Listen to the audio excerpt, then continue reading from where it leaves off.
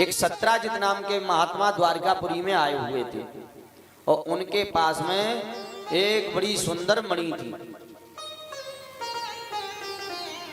जिसका नाम था समंतक मणि। और उस मणि का नियम था कि उसका अगर पूजन कर लिया जाए रोजाना सुबह में तो महाराज उसमें से 8 भार सोना निकलता था।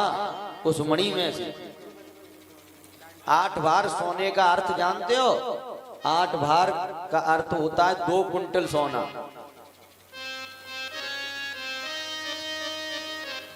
संस्कृत में भाषा में 8 भार का अर्थ 2 कुंटल सोना बताया गया है महाराज। 2 कुंटल सोना उस मणि में से रोजाना निकलता था। अब बताइए, इतनी विशाल मणि थी सत्राजित राजा के पास में। एक दिन राजा उस मणि को लेकर के द्वारका में गए। भगवान कृष्ण को पता चल गया, बोले आपके पास में इतनी भारी मणि है तो आपका छोटा सा परिवार है, एक तुम्हारे भाई है और एक तुम्हारी कन्या है। ऐसा करो, इस मणि को आप क्यों रख रहे हो? उस मणि को हमको दे दो। हमारी प्रजा में कभी दुर्भिक्ष पड़ेगा, प्रजा कभी भूखी मरेगी, प्रजा में कभी गरीबी आएगी तो ये उस समय काम देगी मणि। राजा सत्राजित ने मना कर दिया। बोले सुनो महाराज, इस मणि को हम आपको नहीं दे सकते।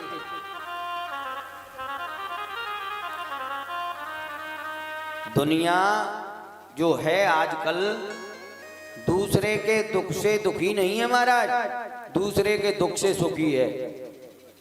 आज की दुनिया, आपके दुख है तो पड़ोसी के घर में बड़ा सुख मना रहे होंगे। दूसरे के दुख से सुखी है आजकल की दुनिया। भगवान कृष्ण ने अपने लिए नहीं मांगा, प्रजा के लिए मांगा। सत्राजित राजा ने सोचा कि अगर मैंने मणि दे दी तो कृष्ण बड़ा भारी पैसे वाला बन जाएगा, बड़ा भारी धनवान हो जाएगा। भगवान ने अपने लिए मणि नहीं मांगी, संसार के समाज के उत्थान के लिए, गरीबी हटाने के लिए मणि को मांगा गया। आजकल का आदमी अपने दुख से दुखी नहीं है, अपने दुख से, दूसरों के दुख से सुखी है। एक जगह की बात बताऊं, एक जगह कथा हो रही थी पंडित जी की। पंडित जी कथा में बता रहे थे, बोले एकादशी के दिन नीलकंठ के दर्शन करने से वैकुंठ मिलता है। पंडित जी कथा में बता रहे, बोले एकादशी के दिन नीलकंठ के दर्शन करने से वैकुंठ मिलता है। एक गांव का पड़ोसी वहां से निकल के जा रहा था, उसे मरा हुआ नीलकंठ मिल गया। रास्ते में कहीं से मिला होगा, अपने झोले में रखा था। निकल के गया, उसकी कान में आवाज पहुंच गई।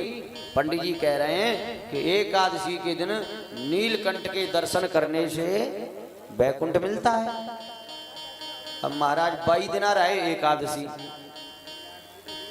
अब उससे तो रहा नहीं गया। धीरे से आया पंडाल में और धीरे धीरे पंडित जी के मंच तक आ गया। झोले में रखे था नीलकंठ।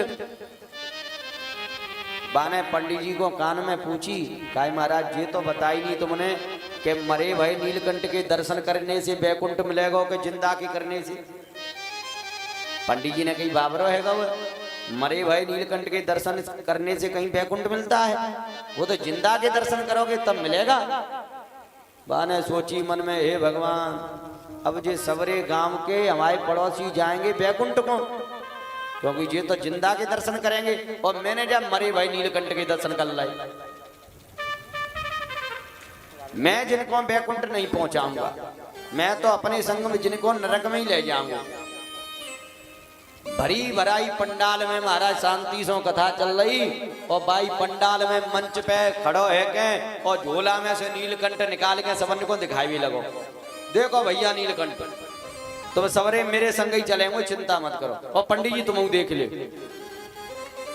तुमने ही तो बताई कि नीलकंठ के दर्शन करने से वैकुंठ मिलेगा। बोले मरो मराओ दर्शन करो, हमने करे तो तुम नहीं करो, तुम करो। तो कहने का अर्थ है संसार के लोग दूसरे के दुख से सुखी हैं महाराज। हम मरेंगे तो पड़ोसी लेके मरेंगे, अकेले नहीं जाएंगे। ये हम लोगों की आजकल रीति है। सत्राजित राजा ने मन में विचार किया, बोले कन्हैया ले लेगा, जो पैसा वाला हो जाएगा और मैं गरीब बन जाऊंगा, मैं इसको मणि नहीं दूंगा। लौट करके घर ले गया। अपने घर में अपने भाई प्रसेन को मणि दे दी रखने के लिए। अब एक दिन की बात, उसका भाई प्रसेन मणि को पहन करके जंगल में घूमने गया। और जंगल में घूमते हुए एक सिंह ने प्रसेन को देख लिया।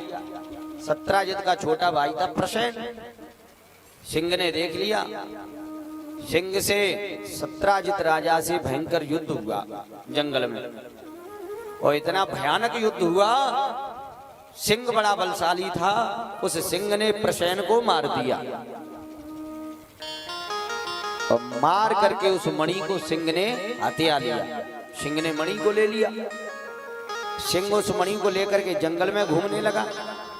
उस मणि का प्रभाव नहीं जानता था कि मणि ये क्या करती है। जंगल में गया, उस मणि को हाथ में लेकर के उस सिंह को जामवंत ने देख लिया। जामवंत ने उस मणि को देखा तो जामवंत से और सिंह से युद्ध हुआ। जामवंत के द्वारा जंगल में सिंह मारा गया। और जामवंत उस मणि को लेकर के अपनी गुफा में चले गए और मणि को खिलौना समझ करके अपनी बिटिया जामवती को दे दिया।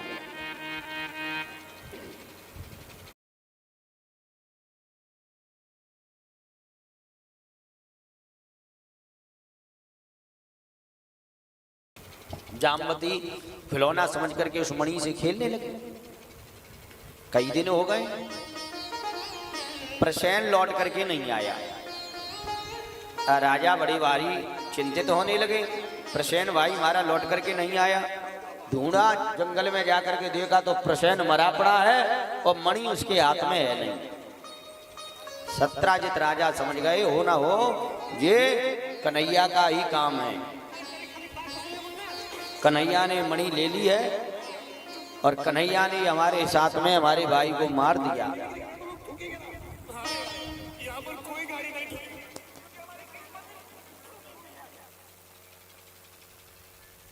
मेरे सज्जनों, आज बड़े भारी चिंतित होकर के सत्राजित राजा घर आए। सुबह एक मीटिंग इकट्ठी की, बड़े बड़े राजा महाराजा बुलाए और राजा महाराजा बुला करके सीधे पहुंचे कृष्ण के द्वार में, द्वारकापुरी में। और जाकर के कृष्ण से कहा, बोले तुमने हमारे भाई को मार दिया और मणि को हत्या लिया। अरे कृष्ण, तुमने ये ठीक नहीं किया। मणि लेनी थी तुम्हें तो हमसे सीधे सीधे मांग लेते, हमारे भाई को मार के तुम्हें क्या मिला। व्यर्थ का कलंक ठाकुर जी के माथे लग गया। व्यर्थ का कलंक गोविंद को लग गया। ठाकुर जी को रात में नींद भी नहीं आई। सुबह उठ करके आज गुरुदेव के पास में पहुंचे, गुरु जी की शरणागति ली, गुरुदेव को वंदन किया। आंखों में आंसू भर आए और गुरुदेव से कहा, बोले गुरुदेव, मुझे व्यर्थ का कलंक लग गया है। मैं नहीं जानता था कि मुझे ऐसा कलंक लगेगा। मैंने मणि को देखा भी नहीं। प्रसेन जब लेकर के गया है और सत्राजित राजा कहते हैं कि हमारे भाई को तुमने मारा है और मणि ले ली है। गुरुदेव ने पत्रा खोला और पत्रा खोल करके पन्ना पलटे, भैया इधर उधर देखे और ध्यान किया, अपने इष्ट का ध्यान करके बता दिया, बोले लाला तुम्हें तो वास्तव में कलंक लग गया।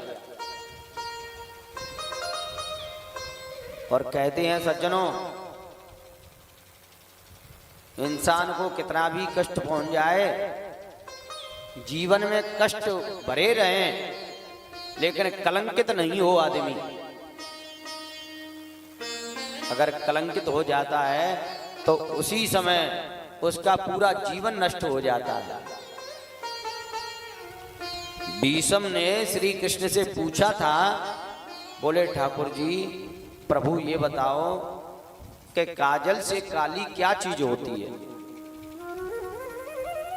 कि जल से पतला कौन है, कौन भूमि से भारी,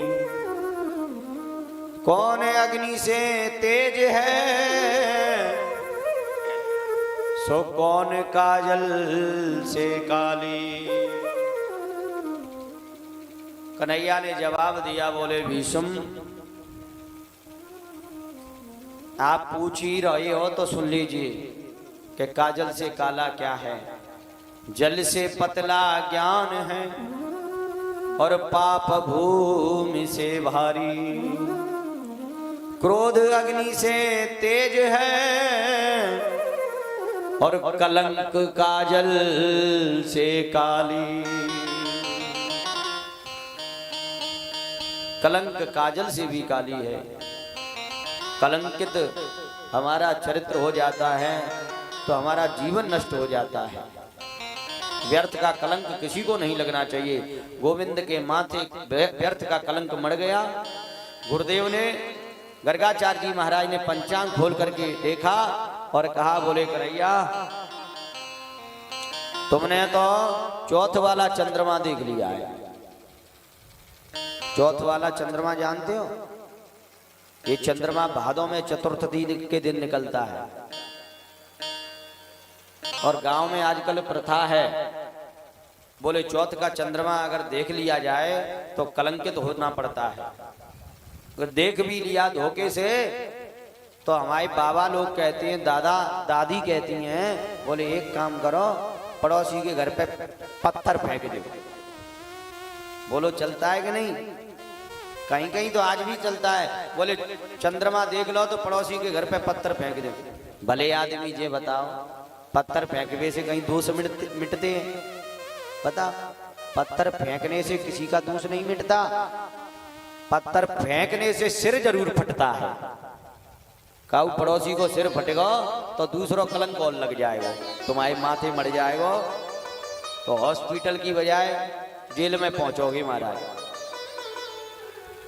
तो ध्यान रखना, किसी के घर पर पत्थर नहीं फेंकना चाहिए। ये हमारी शास्त्रों के विरुद्ध है। शास्त्र में नहीं लिखा कि किसी भी पड़ोसी के घर पे पत्थर फेंकने से दोष मिटता है। हाँ, हमारे संत भगवान ये जरूर कहते हैं कि अगर पत्थर फेंकने से कलंक मिटता है तो पत्थर की जगह मिठाई के डिब्बे फेंकने चाहिए। मिठाई के फेंको बढ़िया बढ़िया बना करके पड़ोसियों के घर पे। जैसे पड़ोसी भी कहेगा, अरे भाई भला जो है ये आदमी जो है हमारा पड़ोस का बड़ा भला आदमी, पड़ोसी भी कहेगा। फेंकना है तो मिठाई के डिब्बे अच्छी क्वालिटी वाले अपने पड़ोसियों को दीजिए। काजल से काली चीज, व्यर्थ का कलंक गोविंद के माथे मड़ गया। गर्गाचार्य जी ने कहा, चिंता मत करो। आज गर्गाचार्य जी भगवान कृष्ण को दो चार आस पड़ोसियों को, राजा महाराजाओं को लेकर के जंगल में पधारे, जहां पर भाई प्रसेन मरे पड़े। वहां पर सिंह के पैरों के निशान बने थे। सिंह के पैरों के निशान देखते देखते भगवान गहरे जंगल में प्रवेश कर गए, वन में धस गए।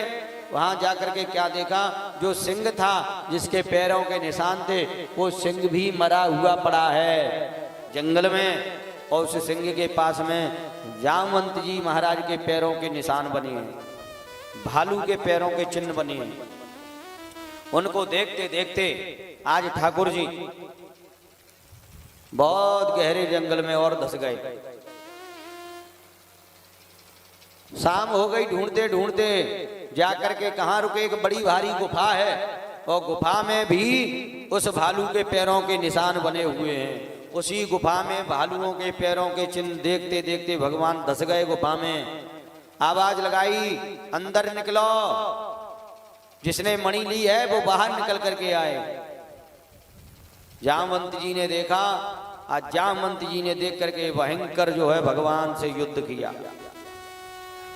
जैसे ही ठाकुर जी ने ललकार लगाई उसी समय जामवंत जी अंदर से निकल आए और मेरे नारायण से और जामवंत जी से भयंकर युद्ध हुआ। और ये युद्ध एक दिन नहीं, सुखदेव जी कहते राजन परीक्षित ये युद्ध 28 दिन तक चलता रहा।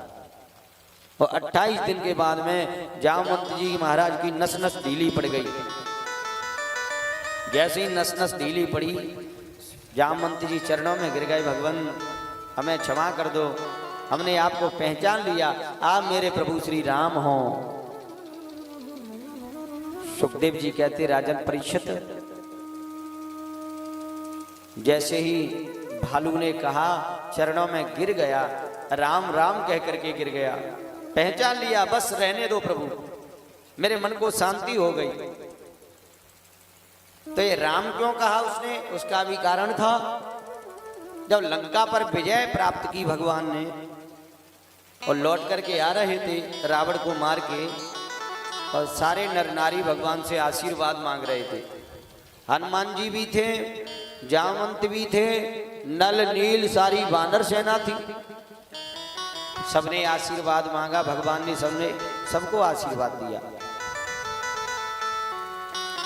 हमारे व्यवस्थापक लोग भैया पीछे थोड़ा व्यवस्था करवा दें बैठने की, पीछे इन माताओं को थोड़ा सा गैलरी में से पीछे अगर स्थगित हो जाए तो अच्छा रहेगा, यहाँ पे निकलने की सुविधा बनी रहेगी। व्यवस्थापक लोग हमारे भैया नवयुवक साथी, और फिर आप अपने तरीके से देख लेना, जहां पर आपको उचित लगे वहां पर बिठा देना।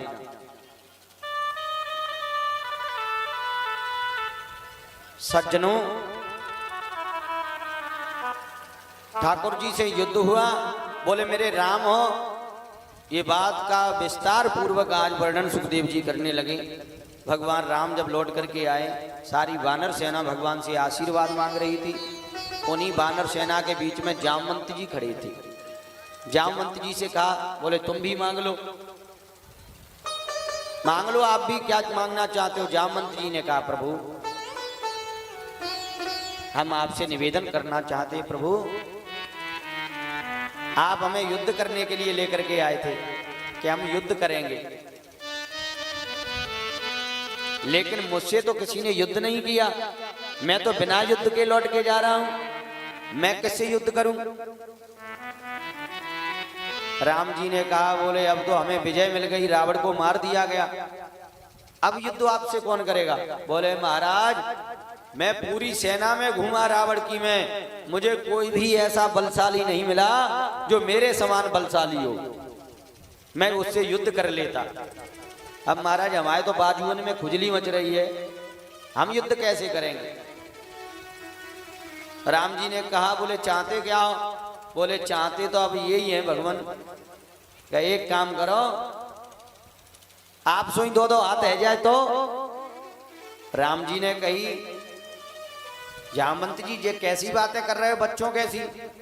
बोले महाराज युद्ध करने की इच्छा है रही है, बहुत मन कर रहा है, हम आपसे युद्ध करना चाहते हैं। राम जी ने कही, ये चीज तो संभव नहीं है, मेरा यहाँ पर जन्म हुआ है, मैं मर्यादा पुरुषोत्तम बन के आया हूं, और ये मर्यादा के विरुद्ध है। हाँ, अगर आपकी ज्यादा इच्छा है तो जब मैं लीला पुरुषोत्तम बन करके आऊंगा तब मैं तुमसे युद्ध करूंगा, लीला पुरुषोत्तम बन करके आऊंगा तब मुझसे युद्ध करना जामवंत। आज वही काम भगवान ने पूर्ण किया है। भगवान मेरे नारायण लीला पुरुषोत्तम बन करके आए हैं द्वारकापुरी में, द्वापर युग में, और आज जामवंत जी उस समय की प्रतीक्षा कर रहे थे, आज वो समय आ गया। ठाकुर जी ने इनसे युद्ध किया, जामवंत की नस नस ढीली पड़ी, उसी समय समझ गए, बोले ठाकुर जी बस रहने दो, आप मेरे प्रभु श्री राम हो। प्रसन्न होकर के और मणि को प्रभु को सौंप दिया। अब सोचा जामवंत जी ने, ये तो उनकी मणि थी, उनको दे दी गई, लेकिन अब मेरे पास में दक्षिणा के लिए क्या है, मेरे पास में दक्षिणा के लिए तो कुछ देने के लिए है नहीं, मैं क्या करूं, मैं क्या दूं। अपनी कन्या जामवती का हाथ पकड़ करके प्रभु के हाथ में सौंप दिया। बोले प्रभु हमारे पास तो यही दक्षिणा है। अपनी बिटिया ठाकुर जी को सौंप दी गई। आज मेरे नारायण भगवान द्वारकाधीश जामवती को लेकर के और द्वारकापुरी में आकर के निवास करने लगे। इधर में सत्राजित नाम के राजा को मणि दे दी गई। ठाकुर जी ने मणि को दे दिया। सत्राजित राजा भी लज्जित होने लगे, बोले मैंने व्यर्थ का कलंक गोविंद के माथे मढ़ दिया, व्यर्थ का कलंक लगा दिया। सत्राजित राजा ने अपनी कन्या सत्यभामा को विवाह के लिए ठाकुर जी के पास में प्रस्ताव भेजा और सत्यभामा का भी हाथ ठाकुर जी को सौंप दिया गया। सत्यभामा का हाथ ठाकुर जी को सौंप दिया गया। सज्जनों, मेरे प्रभु के इस प्रकार 3 विवाह हुए। सत्यभामा जो है वो कोई साधारण घराने की बिटिया नहीं है।